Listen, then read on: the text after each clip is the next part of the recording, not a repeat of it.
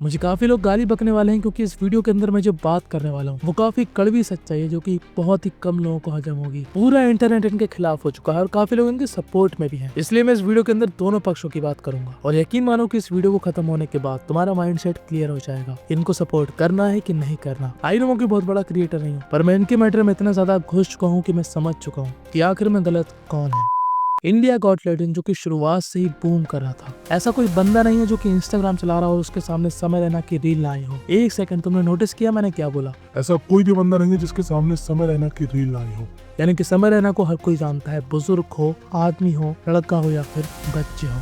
समय रैना जिस तरह की कॉमेडी करता है वो बहुत ही ज्यादा डार्क होती है। कॉमेडी तो चलो दूर की बात है, ये कुछ ऐसी बातें होती है जो कि इंसान को हजम नहीं होती क्योंकि उसके आसपास का माहौल कभी वैसा था ही नहीं। ये वैसे ही है कि जैसे आप किसी गांव में जस्टिन बीबर का कॉन्सर्ट करा दो, कोई भी इसमें इंटरेस्टेड नहीं होगा। ऐसे यूट्यूब एक ऐसा प्लेटफॉर्म है जिसको हर कोई यूज करता है, बच्चा हो, बुजुर्ग हो, मिडिल एज का हो, हर तरह का इंसान, और कोई रिस्ट्रिक्शन भी नहीं है। कोई भी इंसान डालेगा समय रैना इंडिया गॉट टैलेंट, सब कुछ सामने आ जाएगा। वो समय रैना का पूरा कंटेंट कंज्यूम कर सकता है, फिर वो चाहे किसी भी एज का हो। अभी रिसेंटली इंडिया गॉट टैलेंट के शो में रेबल किड, रणबीर अलाहाबादिया, आशीष चंचलानी और बाकियों के बारे में मैं बात नहीं करूंगा क्योंकि ये अगर कुछ बोलते तो इतनी बड़ी कंट्रोवर्सी नहीं होती, क्योंकि ये लोग इतने ज्यादा सब्सक्राइबर बेस में नहीं है जितना रणबीर अलाहाबादिया है। अब सब्सक्राइबर बेस में तो रेबल किड भी इतनी हाई नहीं है, बट वो एक लड़की है और लड़की के मुंह से निकली हुई गाली हमारे यहाँ इंसान बड़े कान खोल के सुनता है कि वो शिट, लड़की ने गाली दे दी, ये तो पक्की ब्रांड है। रणबीर अलाहाबादिया का जोक जिसमें उसने बोला कि आपके पास दो रास्ते हैं, पहला तो आप अपने पेरेंट्स को लाइफ टाइम तक,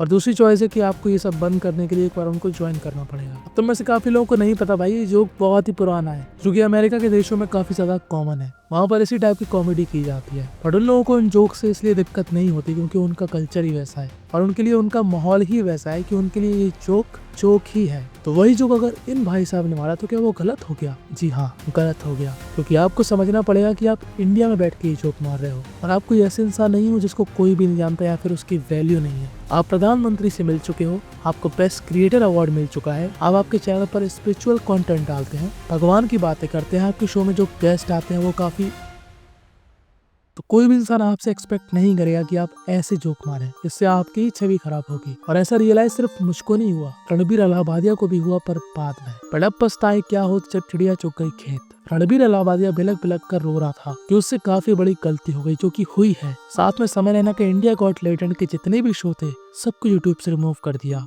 इनके खिलाफ FIR हो चुकी है, लोग भर भर के हेट दे रहे हैं, उनकी पुरानी क्लिप्स वायरल कर रहे हैं और हाथ धोकर इनके पीछे पड़े हुए हैं। पूरा देश का मीडिया, नेता, अभिनेता इन दोनों का करियर डिस्ट्रॉय करने के लिए। मैं मानता हूँ कि समय रैना के शो में बहुत ही ज्यादा भद्दे और बेकार जोक मारे जाते थे और शो का फॉर्मेट ही ऐसा था कि वहाँ पर ऐसी ही कॉमेडी होगी, और ये चीज समय पहली बार नहीं कर रहा, समय पहले भी ये सब कर चुका है। बट उसने इस बार एक शो बना दिया तो वो इतना ज्यादा वायरल हो गया कि उसके जोक सब उन लोगों के पास तक जा रहे हैं जिन्होंने कभी ऐसे जोक इमेजिन भी नहीं किए। जो लोग तारक मेहता का उल्टा चश्मा देखकर हंसते हो, उनके सामने अगर समय आएगा तो वो उनको वल्गर ही लगेगा। और मैं ये नहीं कह रहा कि तारक मेहता देखना गलत बात है या फिर वो कूल नहीं है, सबकी अपनी अपनी चॉइस है, बस मैं तुमको बता रहा हूँ कि फर्क क्या है। तो जब इंडिया गॉट टैलेंट का ये वाला वीडियो वायरल हुआ तो एग्जैक्टली यही ऑडियंस वाला प्रॉब्लम हुआ। बियर भाई साहब का ये वाला जोक बहुत ही ज्यादा वायरल हो गया। वो जोक इतना अनकंफर्टेबल था कि लोगों ने उसको बहुत ही ज्यादा क्रिटिसाइज किया और एक ऐसे तबके तक पहुंचा दिया जो कि छोटी छोटी बातों में ऑफेंड हो जाते हैं, और बाद में वो लोग क्या करते हैं, केस,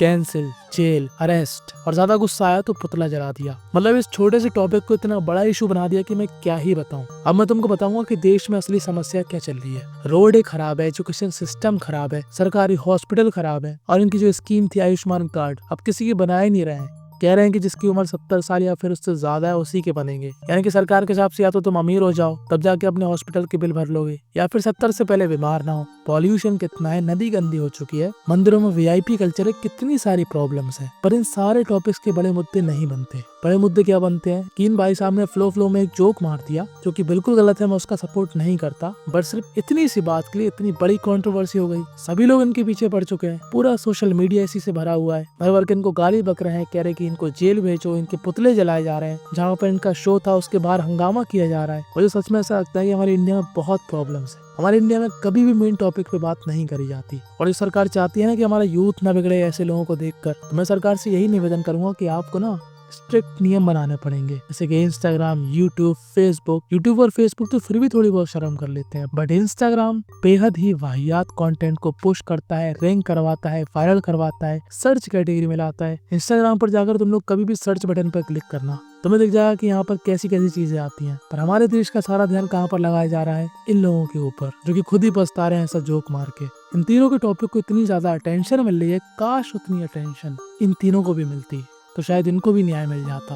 और मुझे पता है कि इस वीडियो को देखने वाले काफी सारे लोग इनको हेट भी करते होंगे, काफी सारे लोग सपोर्ट भी करते होंगे, और काफी सारे लोगों को इनसे कोई भी मतलब नहीं है, ना वो हेट करते हैं ना सपोर्ट करते हैं। तो मैं आप लोगों से विनती करता हूँ कि आप भी तीसरी कैटेगरी के लोग बने, जो कि सबसे बेस्ट है। इस कंट्रोवर्सी से आपका कोई भी फायदा नहीं होने वाला, असली मुद्दों पे कभी बात ही नहीं होती। इनके शो का फॉर्मेट काफी ज्यादा वाइल्ड था, आई नो, बट उसके लिए इतनी बड़ी पनिशमेंट ये लोग डिजर्व नहीं करते। और मैं एक अलग सी वीडियो लाने वाला हूँ द रेबेल किड के ऊपर, जिसमें मैं तुमको इस लड़की के बारे में कुछ ऐसी चीजें बताऊंगा जो कि तुमको हजम नहीं होंगी। और क्या ये लड़की यंग लड़कियों को इंस्पायर कर रही है या फिर उनको बिगाड़ रही है, अगली वीडियो में बताता हूँ।